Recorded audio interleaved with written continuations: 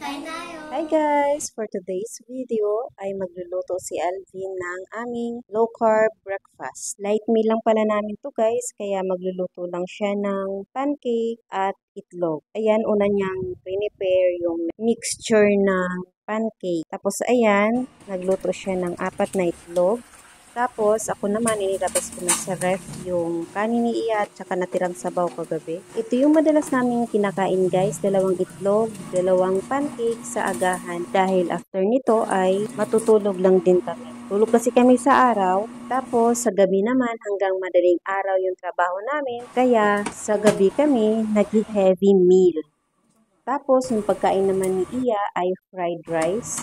Di pa namin mali sa kanya yung rice dahil hindi pa daw niya kaya nang walang rice at chocolate. Pero, unti-unti din namin siyang mag-low carb. Ayan lang guys, kain tayo!